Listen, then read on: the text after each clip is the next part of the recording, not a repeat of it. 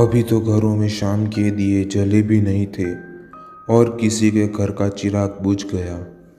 गांव वालों के सामने ही लाश पड़ी थी, पर वो बेबस थे।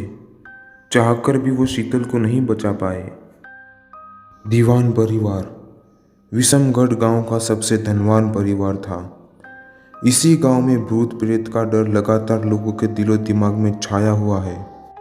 रोज रात को गांव का एक बच्चा गायब हो जाता और दूसरे दिन उसकी लाश गांव के जंगलों में से मिलती, जिसकी हालत बहुत डरावनी होती थी। बच्चों के शरीर में से खून पूरी तरह से चूस लिया जाता था और तो और उनके शरीर से उनका दिल किसी ने फाड़ के निकाल लिया था। ऐसा कई पहली बार नहीं हो रहा था। शीतल की मौत गांव के तीसरे बच्चे की मौत थी, पर आलीशान घरों में रहने वालों को गरीब लाचार प्रजा के बारे में क्या पता। दीवान सूर्य प्रताप अपनी बेटी की लाश के बाजू में खड़े थे। वो गुस्से में बोले, ये सब किसने किया? किसने मारा मेरी बेटी को? शीतल के पास खड़ी हुई भीड़ एकदम शांत थी। कोई दीवान के सवाल का जवाब देने को राजी नहीं था। तब गांव का एक आदमी सामने आया। उसने गंभीर आवाज में कहा, पता नहीं दीवान साहब, घंघोर अंधेरी रात में अपने पेट की भूख शांत करने वो शैतान जंगलों में से कहां से शिकार की खोज में आता है। काफी दिन पहले मेरे पड़ोस में रहने वाले लखन के बेटे की लाश मिली थी, जिसकी छाती चीर के किसी ने उसका दिल निकाल लिया था। उसके बदन में खून का नामो निशान नहीं था। ऐसे भूतिया कहर में सामान्य इंसान भले कैसे जी सकता है। तभी नटवर बोला, हाँ दीवान साहब, 2 दिन पहले मैं जंगल के रास्ते से गांव की ओर आ रहा था। तब मैंने विषमगढ़ और त्रिमुख गांव को जोड़ते जंगलों में खून की बूंदें देखी। सामने दूर एक काली अंधेरी गुफा थी, जिसके बाहर अनगिनत चमगादड़ थे। सुबह सुबह कुत्ते अक्सर वहां भौंका करते हैं। इनके पीछे जरूर कोई राज है। कई बार हमने जंगलों में आग लगा देने के बारे में सोचा, पर अगर जंगल ही नहीं रहे तो हम कहाँ रहेंगे। गांव वालों की बातें सुनकर दीवान साहब बोले, पर इन सबके पीछे कौन है? तब गांव का पुराना सरपंच दुखिया सिंह आता है। वो कहता है कि इन सबके पीछे और कोई नहीं, तांत्रिक जटाशंकर ही है। गांव में जब अंधकार छा जाता है, तब वो अपने आका शैतान के लिए बलि लेने निकल पड़ता है। मासूम बच्चों को मार के अपने शैतान मालिक को उनका खून पिलाता है। शैतान का नाम सुनकर गांव वालों के दिल में एक अजीब सा डर पैदा होने लगा। मैं सच कह रहा हूं, वो खून का प्यासा बच्चों का खून पी के और उनके दिल खा के शक्तिशाली बनना चाहता है। वो और कोई नहीं, खूनी ड्रैक्युला ही है। कहाँ रहता है वो तांत्रिक और उसका मालिक? त्रिमुख और विषमगढ़ गांवों को जोड़ते हुए जंगलों की गुफाओं में वो तांत्रिक और उसका मालिक रहता है। आज रात को कोई नहीं सोएगा। आज ही उस तांत्रिक को रंगे हाथ पकड़ेंगे। दीवान सूर्य प्रताप ने सबको आदेश दिया।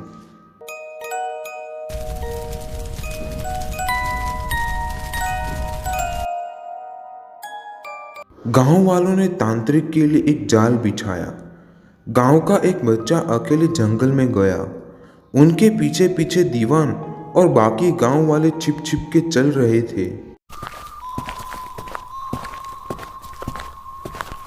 काली अंधेरी रात में जंगल वैसे तो बहुत सुंदर दिख रहा था, पर उसके गर्भ में कई रहस्य दुबक के बैठे थे। झरने के पानी की आवाज पर्वत के साथ टकरा के एक अलग ही ध्वनि उत्पन्न कर रही थी। भूखे सियार और भेड़िए अपने डरावनी आवाज निकाल के कुछ संदेश दे रहे हो, ऐसा लग रहा था। परंतु विषमगढ़ की सीमाओं के बाहर जाते ही सभी तरह की आवाजें एकदम से बंद हो गई। त्रिमुख गांव का जंगल एकदम सुनसान था। आसपास से सड़े हुए मांस की बदबू आ रही थी। जगह जगह पर नर खोपड़ियां पड़ी हुई थी। आगे कुछ झाड़ों पे पत्तियों की जगह पर चमगादड़ अपना डेरा जमाए लटके थे। ऐसे डर भरे माहौल में भी वो बच्चा बिना डरे आगे चल रहा था। अचानक ही एक पेड़ के पीछे से तांत्रिक बाहर निकला। उसने उस बच्चे को पकड़ लिया और अपने वश में कर लिया और फिर वो आगे आगे चलने लगा। गांव वाले लोग तांत्रिक का पीछा करने लगे। वो देखना चाहते थे कि जटाशंकर तांत्रिक उस बच्चे को कहाँ लेके जा रहा है। थोड़ी ही देर में वो तांत्रिक उस बच्चे को लेकर एक अंधेरी गुफा में चला गया। दीवान सूर्य प्रताप ने अपना खंजर निकाला और बाकी गांव वालों के साथ उस गुफा में अंदर घुसे। रात के काले बादलों ने चंद्रमा के प्रकाश को ढक दिया था। चारों तरफ अंधेरा छा गया था। गुफा के अंदर गहरी सीढ़ियां थी। अंदर आंख को भी जमा दे ऐसी ठंड थी। अचानक हुई वो तांत्रिक उनकी आंखों से ओझल हो गया। जहरीले सांप, बिच्छू, अजगर जैसे खतरनाक जीव अक्सर उनके सामने आ रहे थे। पूरी गुफा में मानवीय कंकाल और नरमुंड जैसे तैसे बिखरे पड़े थे। तभी दीवान को दूर एक अग्नि प्रज्वलित होती हुई दिखाई दी। वो तांत्रिक उस अग्नि में खून डाल रहा था और कुछ मंत्र बोल रहा था। वो बच्चा उसके पास में बेहोश पड़ा था। पास में एक बड़ा सा कॉफिन था। ए अजीमो शाम शैतान, जागो जागो, रात हो चुकी है, अपनी प्यास बुझाओ, जागो। रुक जाओ शैतान के पुजारी, आज तू जिंदा नहीं बचेगा। दीवान सूर्य प्रताप ने अग्नि बुझा दी। इससे वो तांत्रिक बहुत गुस्सा हो गया। मूर्ख, ये तूने क्या किया? अब ड्रैक्युला तुझे जिंदा नहीं छोड़ेगा। तुम में से कोई नहीं बचोगे। अचानक ही उस कॉफिन का ऊपरी भाग धीरे धीरे से खुलने लगा। उसमें से एक शैतान बाहर निकला जिसका मुंह पूरी तरह से सड़ा हुआ था। आंखें लाल लाल, दांत बाहर निकले हुए थे।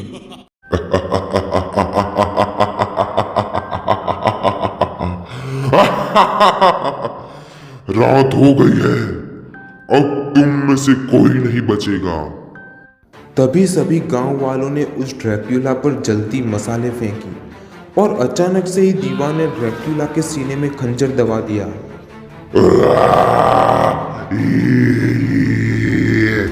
तभी वो शैतान वापस कॉफिन में सो गया और तांत्रिक जटाशंकर उसे लेके घोड़ा गाड़ी से भागने लगा।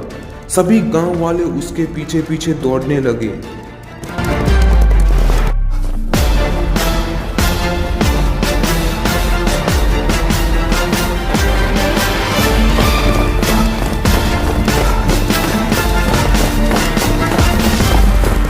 आगे एक बड़ा सा झरना था।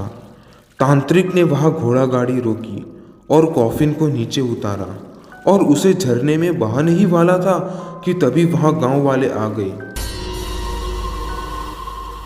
पकड़ लो उसे। रुक जाओ शैतान के पुजारी, आज तू जिंदा नहीं बचेगा।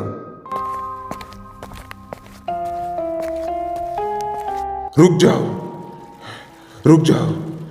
अगर तुमने मुझे मार दिया तो तुम ड्रैक्युला की मौत का राज कभी नहीं जान पाओगे। अगर तुम ड्रैक्युला को मारना चाहते हो तो उसके लिए ये जानना बहुत जरूरी है कि उसकी जान कहाँ है। उसकी जान उसके सर में है। अगर तुमने उसका सर जला दिया तो समझो को शैतान भी जल गया। तभी शैतान कॉफिन से बाहर निकला। उसने अपना सर अपने ही धड़ से अलग कर दिया और हवा में उड़ गया। पर जाते जाते वो गांव वालों से कहा, मैं वापस आऊंगा, मैं वापस जरूर आऊंगा। तुम लोगों पर मेरा कहर कभी खत्म नहीं होगा।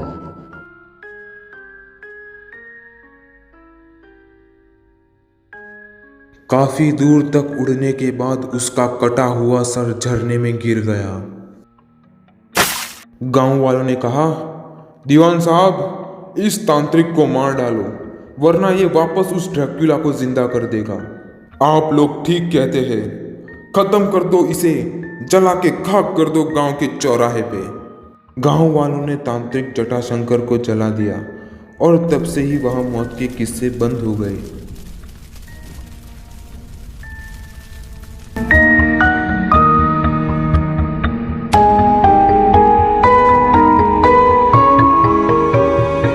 इतनी जल्दी नहीं, अभी तो तुम्हें और भी जीना है।